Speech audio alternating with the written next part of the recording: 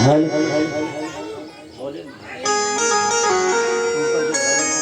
जय श्री राधे। हल जय श्री कृष्णा, जय श्री राधे। आज पंचम दिवस की कथा। उससे पहले हम 2 मिनट अपनी जिह्वा को पवित्र करते हैं हरि कीर्तन करते हुए मध्यम मध्यम तालियों के सहित।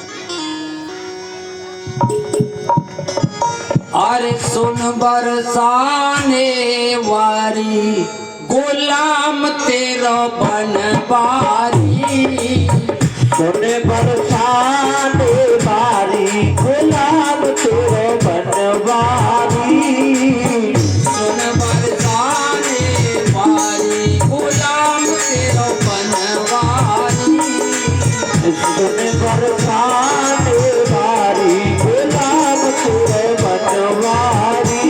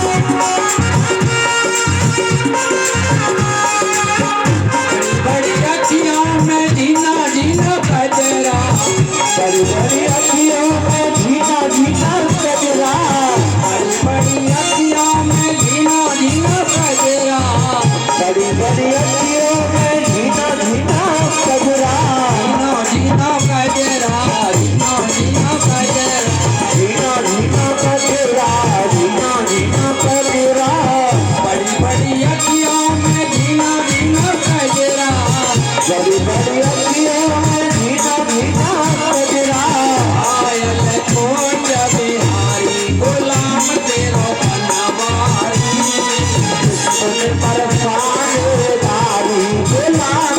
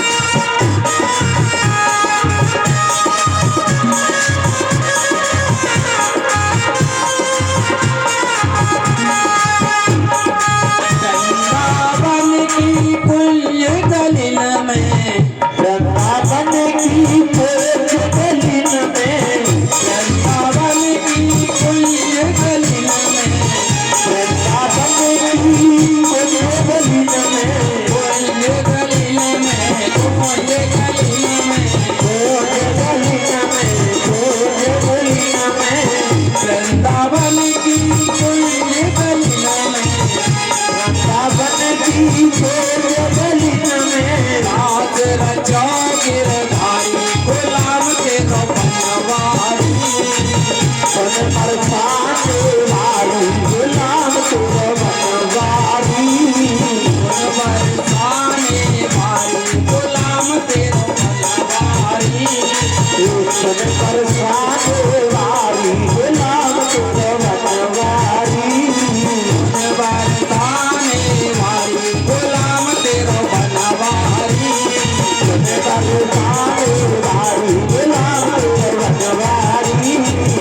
बरसाने वाली गुलाम तेरा बनवारी सुन बरसान बारी गुलाम तेरा बनवारी गुलाम तेरो बनवारी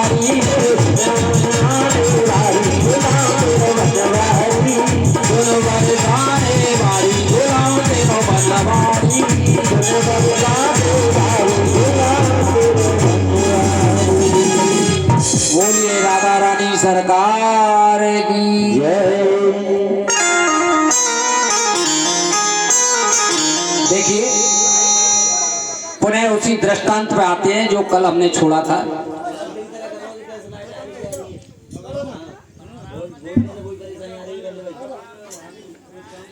उस व्यक्ति ने, जो व्यक्ति उस डाल को काट रहा था, और जैसे ही डाल कटी वो व्यक्ति नीचे गिर गया। और जो विद्वान, जो बुजुर्ग उसको बता के गए थे कि भैया तुम थोड़ी ही देर में नीचे गिरने वाले हो। हले हले। वह व्यक्ति जो डाल काट रहा था दौड़ा दौड़ा गया और उस विद्वान बुजुर्ग को, जिधर होके वो विद्वान बुजुर्ग गए थे उधर ही दौड़ लगा दी उस व्यक्ति ने, और जाकर के उसके चरण पकड़ लिए और कहा भैया आप तो बड़े विद्वान हो, आप तो भविष्य देखने वाले हो, भविष्य के ज्ञाता हो, भविष्य को बताने वाले हो। आपने बताया और मैं गिर गया, मुझे आप इतना और बता दो कि मेरी मृत्यु कब होगी। क्यों? क्योंकि यहाँ पर सबको मृत्यु की ही चिंता रहती है, ये मृत्यु लोक है। वो व्यक्ति बोला भैया मैं कोई भविष्य ज्ञाता नहीं हूं, मैंने कोई भविष्य नहीं देखा और ना मैं कोई भविष्य देखना जानता हूं। अरे तुम जिस डाल पर बैठे थे उसी को काट रहे थे, मैंने आपको सचेत भी किया भैया तुम जिस डाल पर बैठे हो उसी को काट रहे हो, ये कोई भविष्य वाली बात नहीं, मैं कोई भविष्य देखना नहीं जानता हूं। और मुझे दिखाई दे रहा था तो मैंने आपसे यही कह दिया कि भैया तुम गिरने वाले हो, मेरा पीछा छोड़ो, मुझे जाने दो। अब तो इसने पैर और ज्यादा पकड़ लिया और पैर छोड़ा ही नहीं उस बुजुर्ग के। मैं जब ही आपको जाने दूंगा। अब इस व्यक्ति ने सोचा कि ये मूर्ख है। उस बुजुर्ग व्यक्ति ने, बुजुर्ग विद्वान ने सोचा कि ये मूर्ख है, अब इससे पीछे कैसे छुड़ाया जाए। तब इसको एक युक्ति समझ में आई। उस विद्वान को एक युक्ति समझ में आई, उस बुजुर्ग को एक युक्ति समझ में आई। उसको एक उपाय सूझा और उस बुजुर्ग ने, उस विद्वान ने एक धागा लिया, क्योंकि उसको तो पीछा छुड़ाना था।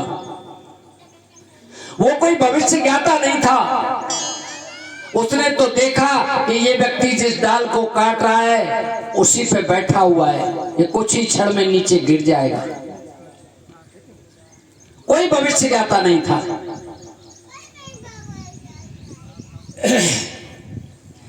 और उसने एक धागा लिया और उसके दाहिने हाथ में, उसके दाहिने हाथ में उस बुजुर्ग व्यक्ति ने और वो धागा बांध दिया, क्योंकि उसको पीछा छुड़ाना था उस मूर्ख से। और धागा बांध दिया और उससे बोल दिया कि जिस दिन ये धागा टूट जाएगा समझ लेना उसी समय तुम्हारी मृत्यु हो जाएगी। अब इस व्यक्ति को तो पीछा छुड़ाना था, वो मान ही नहीं रहा था, कैसा पीछे छुड़ाए। तो उस व्यक्ति ने यही कहा कि भैया जिस दिन ये धागा टूट जाएगा समझ लेना आपकी मृत्यु निश्चित है, उसी समय तुम्हारी मृत्यु हो जाएगी। ये व्यक्ति घर लौट कर आया। कौन? जो लकड़ी काट रहा था, जिस डाल को काट रहा था, ये व्यक्ति उस धागे को बंधवा के और घर पे अपने पे वापस आया। और जिस हाथ में उस बुजुर्ग व्यक्ति ने, उस विद्वान व्यक्ति ने वो जो धागा बांधा था, अब ये व्यक्ति कोई काम ही नहीं कर रहा है उस हाथ से जिस हाथ में धागा बंधा हुआ था, कोई काम नहीं कर रहा है। 2 दिन हुआ, 4 दिन हुआ, 6 दिन हुआ। जब उसकी पत्नी ने देखा कि ये मेरे पति जो है इस हाथ से न हिला रहे, न डुला रहे, न कोई काम कर रहे, आखिर पूछो तो सही क्या बात है। कोई कार्य नहीं कर रहा है, बड़ा संभाल के रखा हुआ है उस हाथ को। क्यों? क्योंकि उसने सोच लिया है कि जिस दिन ये धागा टूट जाएगा उसी दिन मेरी मृत्यु निश्चित है। अब पत्नी ने 2 दिन 4 दिन देखा, न हाथ को हिलाए न डुलाए। पत्नी ने कहा कि इस हाथ में आपके में क्या हुआ है। उसकी पत्नी बोली क्या यार मुझे क्यों नहीं बताते कि न इस हाथ से कोई काम कर रहे हो, न हाथ को हिलाते न डुलाते, आखिर क्या बात है, इसमें क्या हुआ है। पत्नी ने बार बार पूछा बताओ तो सही क्या बात है। कहा बताओ तो सही, यदि कोई चोट लगी है तो डॉक्टर से दवाई लाते हैं, दिखाते हैं डॉक्टर को, बताओ तो सही इसमें क्या हुआ। उसने कहा देखो ये धागा देख रही हो ना मेरे हाथ में, दाहिने हाथ में जो धागा देख रही हो, इसमें मेरी मृत्यु छुपी है। और जिस दिन ये धागा टूट जाएगा समझ लेना मेरी मृत्यु उसी समय हो जाएगी। पत्नी बोली ये तो बड़ा नासमझी का कार्य कर रहे हैं, किसी ने आपको बहका दिया, किसी ने आपको फुसला दिया, ऐसा कभी नहीं होता। धागे से तुम्हारी मृत्यु का क्या संबंध है? क्यों? कि पत्नी समझ गई कि किसी ने इनको बैला फुसला करके और इनके दिमाग में इस तरह की बात बैठा दिए, बहकाया है। कई बार हम भी तो जाते हैं कि हमारा भविष्य देखो, हाथ की रेखा दिखाते हैं, ज्योतिषियों के पास जाते हैं, बड़े बड़े ज्योतिषियों के पास जाते हैं, दिखाते हैं बताओ हमारे जीवन में क्या घटने वाला है, क्या क्या घटने वाला है। अरे हाथों की लकीर क्या दिखाते हो? क्या किस्मत नहीं होती जिनके हाथ नहीं होते? ये व्यक्ति यही सोचता रहा कि मेरी मृत्यु होने वाली है, जिस समय ये धागा टूट जाएगा समझ लो मेरी मृत्यु निश्चित है। यही सोचता रहा इस धागे में मेरी मृत्यु छुपी है, ये जिस दिन धागा टूट जाएगा उसी समय मेरी मृत्यु हो जाएगी। अब तो इस पत्नी ने कहा कि ये तो बेकार की बातें हैं,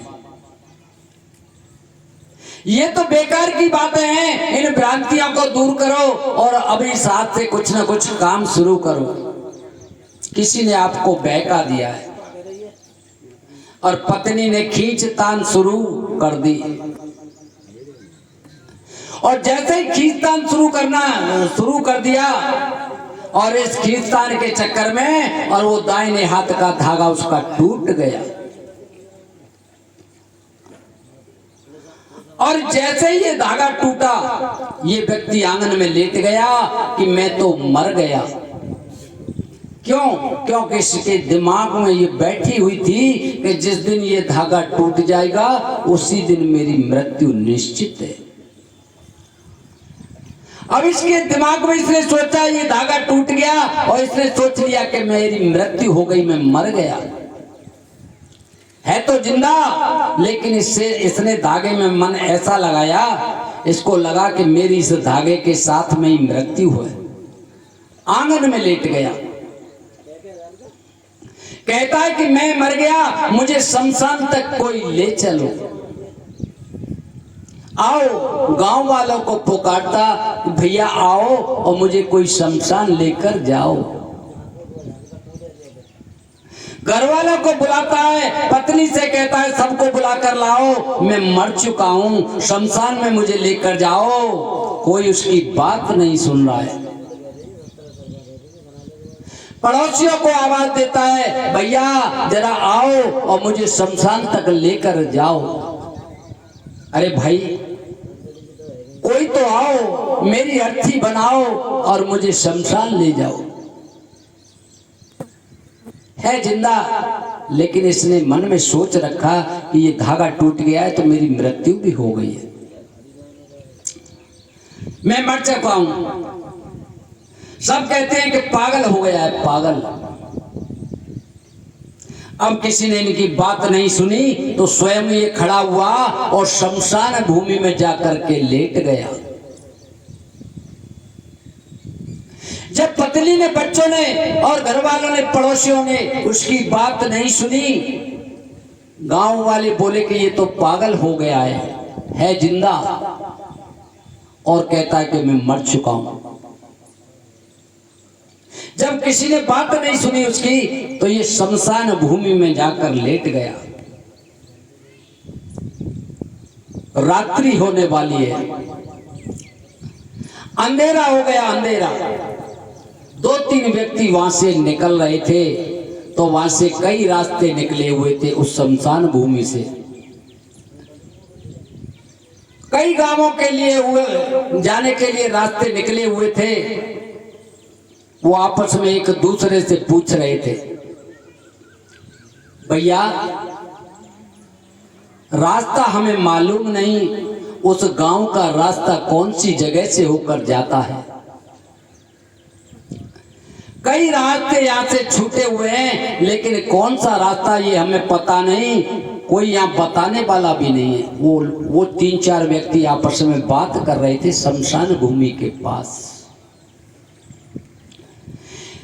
कोई रास्ता बताने वाला नहीं, हम इस रास्ते से होकर जाएं या इस रास्ते से होकर जाएं। और ये शमशान में लेटा लेटा कह रहा है, देखो जी रास्ता तो हम आपको बता देते, लेकिन क्या करें, हम तो मरे पड़े हैं। रास्ता तो हम आपको बता देते, लेकिन हम क्या करें कि हम तो यहां मरे पड़े हैं। क्यों कि इसके भीतर ये बात बैठ गई कि हम मरे पड़े हैं। श्वास तो चल रही है, लेकिन जीवन जीने का उत्साह नहीं है। और जहां जहां हम देखते हैं ना, समाज में कुछ ऐसा ही दिखाई देता है कि लोग श्वास तो ले रहे हैं, लेकिन वो जिंदा नहीं है। इस तरह का उत्साह दिखाई नहीं देता, इस तरह की चमक उनके जीवन में दिखाई नहीं देती। क्योंकि जीना है तो जीने के प्रमाण भी देने पड़ेंगे। ये आप जिंदा हैं या केवल श्वास ले रहे हैं, श्वास लेने में और जीने में अंतर होता है। देखो कभी कभी ऐसा होता है, कुछ व्यर्थ के झगड़े भी हो जाते हैं। व्यर्थ के झगड़े किस तरह के? 2 लोग कोर्ट में पहुंचे, 2 व्यक्ति कोर्ट में पहुंचे और मजिस्ट्रेट ने पूछा झगड़ा किस बात पर हुआ, बात क्या थी। दोनों का सर फूटा हुआ, ब्लड निकल रहा था, पट्टी बंधी हुई थी और कोर्ट तक मुकदमा पहुंच गया। पूछा गया बात क्या हुई थी, तो उनमें से एक व्यक्ति बोलने लगा कि हम दोनों मित्र हैं आपस में। आहा, अब सोचो कि मित्र ऐसे होंगे तो शत्रु कैसे होंगे। जो मित्र दोनों आपस में अपने को मित्र मान रहे हैं और दोनों के सर फूटे हुए हैं। जब मित्र ऐसे होंगे तो शत्रु किस प्रकार के होंगे। कहने लगे हम तो दोनों मित्र हैं, नदी के किनारे बालू में बैठे हुए थे और आपस में चर्चा कर रहे थे एक दूसरे से। नदी के किनारे बैठे हुए थे और आपस में एक दूसरे से चर्चा कर रहे थे और बातों ही बातों में चर्चा निकली तो एक व्यक्ति ने, जो 2 व्यक्ति हैं उनमें से एक व्यक्ति ने कहा चर्चा करते करते, भैया देखो मैं तो भैंस खरीदूंगा। उन दोनों मित्रों में से एक व्यक्ति बोला कि भैया देखो, मैं तो एक भैंस खरीदूंगा, मेरा विचार बन रहा है भैंस खरीदने का। तो तुरंत दूसरे ने कहा, देखो तुम भैंस मत खरीदना। क्यों? क्योंकि मैं खेत खरीदने वाला हूं, और यदि तुम्हारी भैंस अगर मेरे खेत में चली गई ना, घुस गई और मेरी फसल बर्बाद कर दी, मेरा नुकसान कर दिया, तो तुम्हारी भैंस को मैं जिंदा नहीं छोड़ूंगा, मार दूंगा इसी खेत में। दूसरे ने कहा, मेरा तो विचार पहले से ही बन गया है, मैं तो भैंस ही खरीदूंगा। तुम खेत खरीदने वाले हो, तुम कुछ और खरीद लो, तुम क्यों खेत खरीदते हो? और देखो, भैंस तो भैंस होती है, वो क्या जानती है, फसल में भी घुस सकती है, फसल बर्बाद भी कर सकती है। इसलिए कहता हूं कि तुम कुछ और खरीद लो। नहीं, मैं तो भैंस ही खरीदूंगा। दूसरा व्यक्ति बोला कि मैं तो भैंस ही खरीदूंगा, और कुछ भी हुआ मेरी भैंस को तो तुम्हारी फसल को आग लगा दूंगा। आपस में चर्चा कर रहे हैं, है कुछ नहीं, एक बालू में बैठ के आपस में ये चर्चा कर रहे हैं। खेत को जला दूंगा, फसल को बर्बाद कर दूंगा। अब दोनों में वाद विवाद इतना बड़ा, झगड़ा बढ़ता ही गया। तो वहीं बालू में बैठे बैठे जो खेत खरीदने वाला है, उसने एक बालू में एक लंबी सी सीधी लाइन एक डंडी से बना दी कि देखो, ये रहा मेरा खेत, यहां से इधर उधर पूरा, अब इसमें तुम अपनी भैंस घुसा कर दिखाना, तब मैं आपको बताऊंगा। अब ये कौन सा कम है? दूसरा व्यक्ति बालू में बैठे हुए हैं। अब दूसरा व्यक्ति बोला, उसने भी एक लंबी सी लाइन खींच दी बालू में कि देखो, ये रही मेरी भैंस। पहले व्यक्ति ने लाइन खींची कि ये रहा मेरा खेत, और दूसरे ने लाइन खींची कि ये रही मेरी भैंस, और तेरे खेत में घुस गई, अब तू कुछ करके देखा। उसने जो लाइन खींची वो और थोड़ी लंबी खींच दी कि ले, तेरे खेत को पार करती हुई तेरे खेत में घुस गई। बस इतनी सी बात थी कि दोनों में इतना झगड़ा हुआ, दोनों के सर फूटे और कोर्ट तक पहुंचे। खेत खरीदा, हुआ कुछ नहीं था, कुछ नहीं। हम बातों ही बातों में इतना विवाद कर लेते हैं। देखो, किसी भी बड़े से बड़े झगड़े की कोई बुनियाद नहीं होती। बुनियाद को देखो, खोखली होती है, कुछ होता ही नहीं। बुनियाद तो प्रेम की होती है, जो हिलाने से भी नहीं हिलती।